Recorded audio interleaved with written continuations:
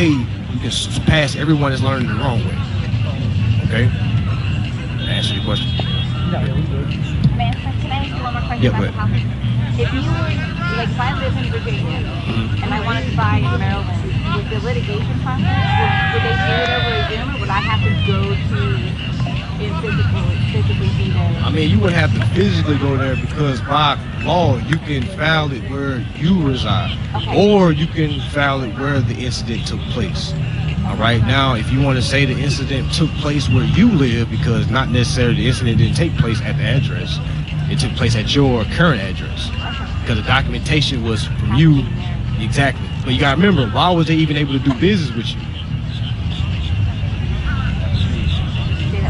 I would say, why was they even able to do business with you is because that they are authorized to do business in your state. Exactly. All right, so that means since you're authorized to do business in my state, I can file it in my state. Okay, so I would take it to my local courthouse. Exactly. And do all that. Okay. Exactly. Now, if they say something like this is the wrong jurisdiction, you'll then kind of attack it from there. Explain why you feel like it's for this jurisdiction. You say the incident took place at my home because I filled the application out at my home. I got denied at my home, but the property is in another state. Okay. All right. Last one. Go ahead. What's wave 3? Wave 3 was the enforcement. So wave 3 is our enforcement package. So let's say, and I'm gonna go over that. Well, when we start here, I'm gonna go over everything we went over yesterday, fast pace, talk slow though, and then we're gonna jump to the court. All right. All right. Now, wave 1 for those that weren't here yesterday. Wave 1, okay, is our tender. All right. In our wave 1. Some of the documents is our tender of payment. The tender of payment is simply our instructions on what to do with our bill of exchange, what to do with our account. All right, just look at the tender of payment as it being the instructions, right? All right, next document, we have an affidavit of truth. Now, the affidavit of truth is what? That's the authorization form. That's the authorization of us saying, hey, I have authority to claim the security interest on behalf of the name. All right, that's the affidavit of truth. Next document is an affidavit of claim to security interest. Affidavit of claim to security interest. That is you making a claim to your security interest. All right, next document is a conditional acceptance. A conditional acceptance is a document that basically tells the corporation, I'm willing to pay how you want me to pay, but first prove to me how my payment is unlawful. All right, and I'm paraphrasing right now. Again, you might go actually ChatGPT. It might give you the full, I'm just kind of giving, as y'all see, I'm not looking at no phone, I'm freestyling right now. Okay, because when you learn this information so much, you don't need notes. All right, now I do have a PowerPoint today that I'm gonna go off of so y'all can understand each verified complaint. I don't want to freestyle that. I want y'all to understand the court for how it's supposed to be. Okay, so again, wave 1 is our tender, our offer, my bad. All right, that's us making an offer to basically satisfy our obligation or satisfy our debts. Remember, the word debt equals obligation. So don't look at it like, I'm not, no, it's just an obligation. You did your obligation, now you threw it to them, now they have an obligation. Whoever has an obligation is the debtor at the time. Y'all see how it's like it's hot potato? All right, so okay, I got an obligation, I'm debtor, I don't want no more, let me fulfill my obligation, here's you. Now when they don't do their obligation, we charge them like the what? The debtor. Because they have not performed their obligation, right? You can look at it like that. All right, that's wave 1. Wave 2. All right, because remember, they're going to ignore your wave 1, right? I've never seen, and I get a lot of people that say, man, so they said, okay. And I'm like, okay. All right, let me know what happens in about 14 days. You know, because I've never in my life ever seen somebody send one wave and they just, boom, bring me results. Never. Can y'all please go ahead and plan to go to court? Okay? All right, what, somebody else might got another process. My process is for court. All right? I get a lot of people that ask me, well, is there any way you think if I do this correctly, I don't have to go to court? Don't do that, because that's innately telling yourself you're not ready. You don't really want to do what it takes to be an adult. Adults show up in court and win. that shows that you have capacity to contract, handling your own affairs. Remember, you signed a contract where they asked you, are you 18 or older? As soon as you said yes, you told them, I can handle my own affairs. As soon as you hire a lawyer, no offense to any lawyers out here, when you hire a lawyer, you're literally saying, I can't handle my own affairs. I need to hire somebody to be my brain. All right, that's literally what you're saying. Okay, so wave 2 is our opportunity to cure. In that wave, one of the documents is the opportunity to cure. All right, another document is affidavit of non-response. All right, basically creating an affidavit, letting them know you have not responded for my wave 1, which was my full obligation tender. And since you have not responded, the account remains in default. See how we giving them warnings? All right, do we care if they read these warnings? I don't. Some people do. I don't. All right, I don't care. They don't read nothing that I send. All right, because if not, like, that's the fastest way I can just get to court. Because if they ignore this, I'm counting 7 to 10 business days for your wave 1. I should have been saying today, so y'all can write that beside. Give them 7 to 10 business days. All right. Wave 2, you're gonna give them 5 to 7 business days.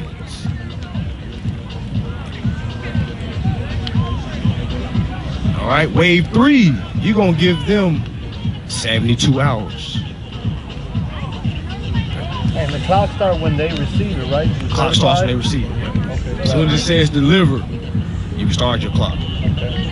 So you want a certified mail? Certified mail. You can also overnight your mail as well, fam, so you can get it there faster.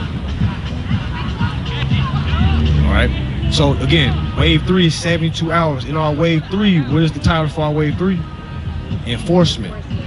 All right, because again, we gave them our offer, gave them a warning.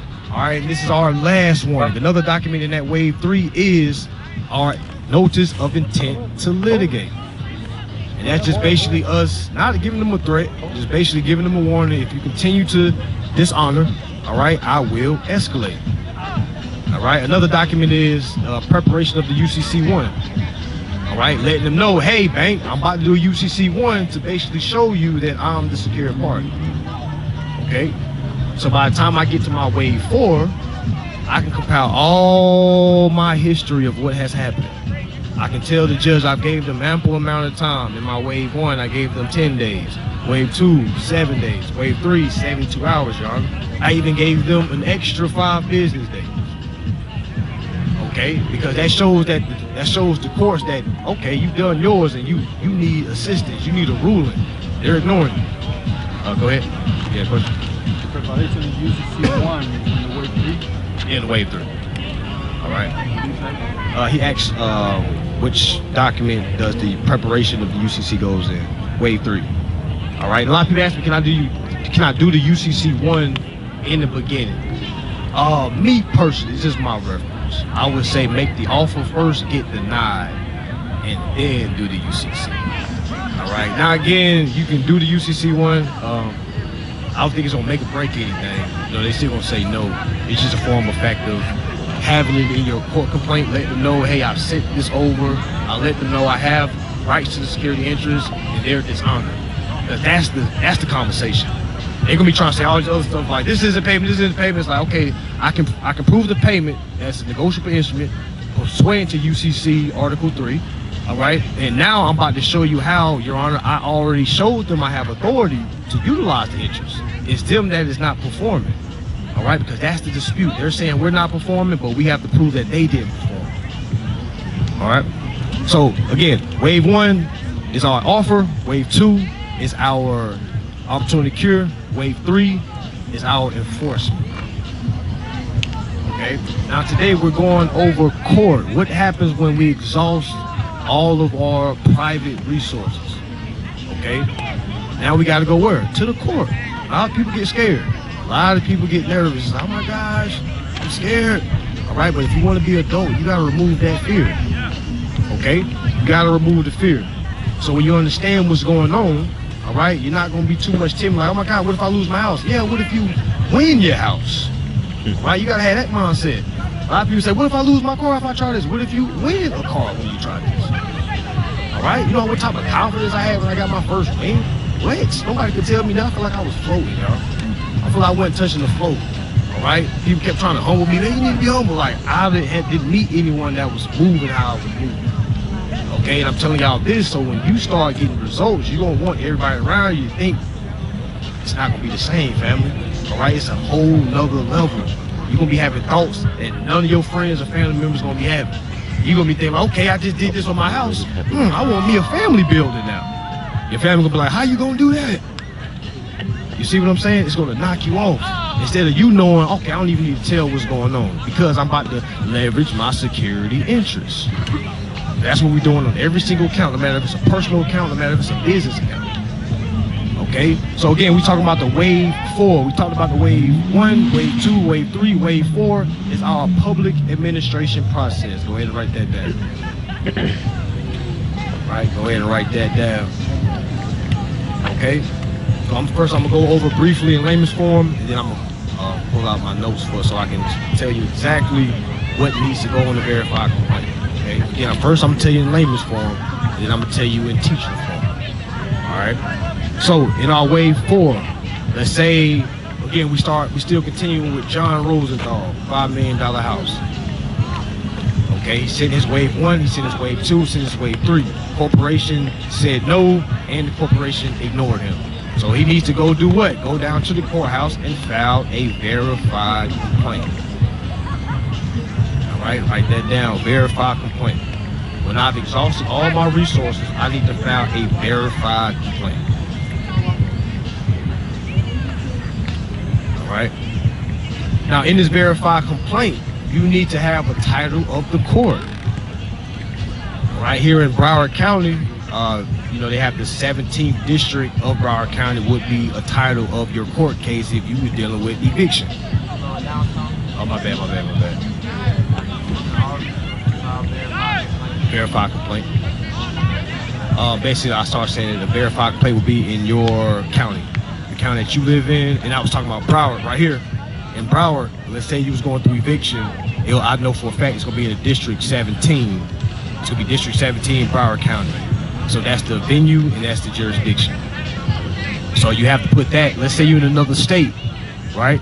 You have to find your court, find your county, put that at the top of your verified complaint. You can again, use Word document, all right? You don't got to go out and get a template, all right? So our title is on our verified complaint. Right up on the verified complaint, you're going to have your parties.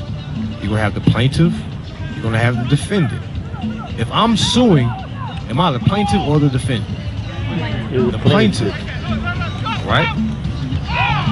So I'm putting myself or my corporation in the plaintiff box, information there, and as the defendant, who are we putting there? The bank, the financial institution that we are pressing these charges against. All right?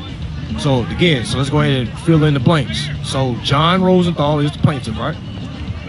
Okay, he's going against Chase, right? So Chase is the defendant.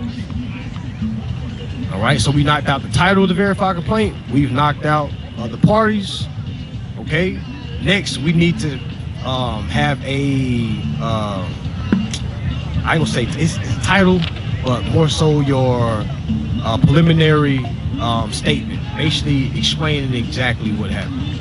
So let's say I'm suing for a breach of contract. So I'm gonna have the court title at the top.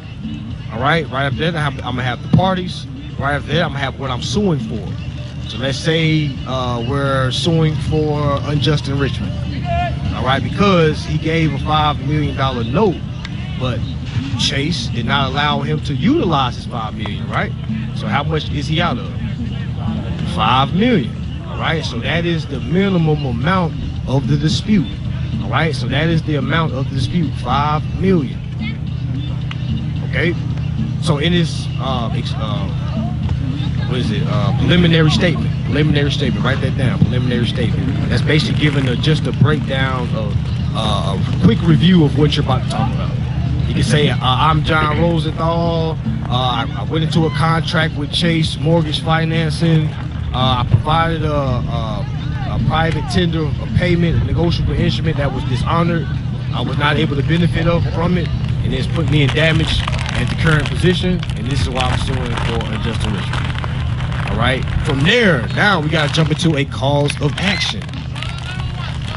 All right. Cause of action. Cause of action is basically your claim. Okay. Unjust enrichment. It can be breach of contract. It can be breach of fiduciary duty. Remember, those are two different claims.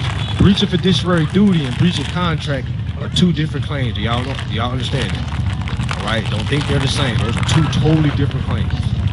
All right. Me personally, I would advise you to just kind of focus on unjust enrichment, because people tend to kind of understand that better. All right. Basically, you gave them something. They benefited from it, and you weren't able to utilize it. All right, that's unjust enrichment. Go ahead. Wouldn't they all pretty much like use one to another? You gotta talk a little loud. As far as like them dishonoring our our tender, Yeah. and the unjust enrichment, wouldn't that kind of like lead one to another kind of? Well, if I give them a tender payment and they don't accept it, and if they don't utilize how I tell them to, then from my standpoint, I didn't benefit from that. But I know I gave them something. So all I can do, is assume that they benefited. All right, remember, my word is bond. So if I have proof that I said, yo, these documents is worth $5 million. Now, if they just say, man, there ain't no $5 million, what they just do? They just threw away my $5 million. Because I said those papers was that much. It's just like putting a price on a watch. I say this watch is $30,000. Somebody else might say, man, this watch worth $500. See what I'm saying? It's the same thing with documentation, paperwork. All right? Do you intend for this documentation to be $5 million? Do you have the necessary supporting documents to make this document $5 million? Because if all the aspects are there that follows the UCC 1 or UCC 3, all right, they can't go against that, which they will. All right, but that's how I connect that. That's how it was unjust enrichment. All right, but I can't just say unjust enrichment, family. I have to be able to hit the elements of unjust enrichment. All right, I gotta hit the elements. I can't just say unjust enrichment. I have to say it's unjust enrichment because I gave them something. All right, let me give you an example. Y'all ever see when somebody get caught for drugs, something they say 6 counts of trafficking, 5 counts of possession, 7 counts of intent to distribute, you know, all those counts, 7 counts, literally getting charged with the same thing.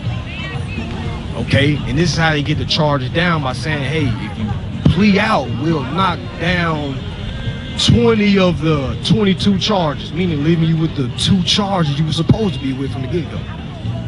All right, so the same thing, you gotta understand counts. Counts is basically the elements of the claim. So again, if it's breach of contract, let's say it's 6 counts of breach of contract. All right, I have to explain each count. So again, stay with 1 count. Don't be trying to be fancy and doing breach of contract, unjust enrichment. Oh, I'm suing for discrimination. I'm suing for this, so I get $1 million back. Don't look at it like that. Find out how you can win. Focus on 1 claim. Unjust enrichment, I'm not gonna say it's easy, all right, but it's more. It's easier to understand because I gave you something. You just got to understand what you gave. A lot of people I talk to don't understand that their documentation is value, so they'll say, well, how is it $5 million? Because we don't know our power. Go ahead. Other than our certified mail or overnight mail showing that they received our package, is there another way to show that they, took it to the Federal Reserve? Nah, we don't gotta prove all that. No? Yeah, that ain't our business. All we gonna do is go off the Federal Reserve, say that this is what they're supposed to do. I don't gotta go run behind them and say, let me go find out if they actually did, because that's impossible to do. Okay. All I can do is go off rules and regulations, because rules and regulations said they were supposed to take this application and go to the Federal Reserve window and get full exchange. And that's why we're coming with the Federal Reserve Act. Okay. Because my application has a GPS, all right, meaning navigation system, meaning that's the Federal Reserve, because they tell us exactly where it goes. All right, so now when they tell us where it goes, our job is to do what? Claim the rights. Because if they come back and say, sorry, sir, you were declined due to your income debt ratio. Sorry, your credit score is too low. Do they still have that exchange behind them? Yes. So what do they do with it when you walk away? Let's say John Rosen thought he gave him that $5 million. Then let's say they declined him and he walked away. What are they doing with his $5 million? You think they about to go back to the Federal Reserve and say, "Hey man, we declined him. Here's money back." Y'all think that's what they doing? No. All right, so imagine you declining 5 people on one vehicle. Imagine I got a car on the lot for 40,000. One person comes in, decline. Another person come in, decline.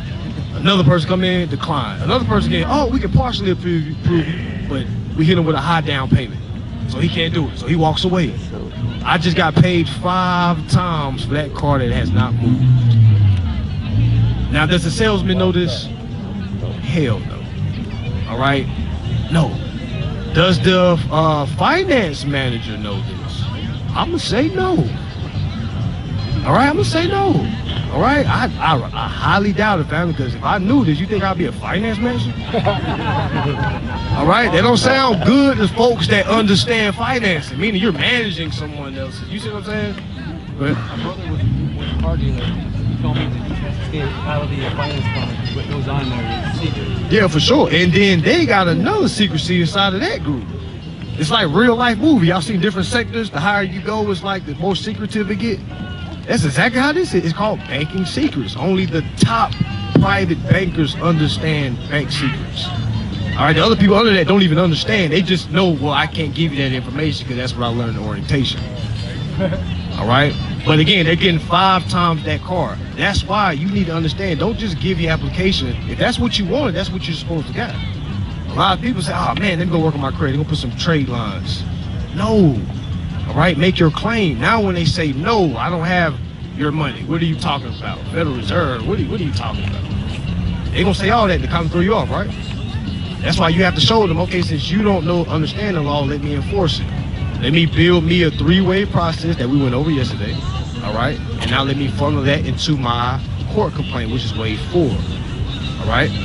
So again, we're focusing on unjust enrichment because I don't want to confuse y'all, right? Unjust enrichment, all right? Now, what's the question I want to go to ChatGPT and ask? Matter of fact, y'all can do it with me. Get your ChatGPTs out here, live and direct. What are the elements of unjust enrichment?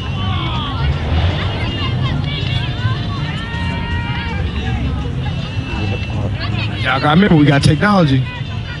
You got some people that say, man, I don't like all that. I just go read it for myself. Okay. All right.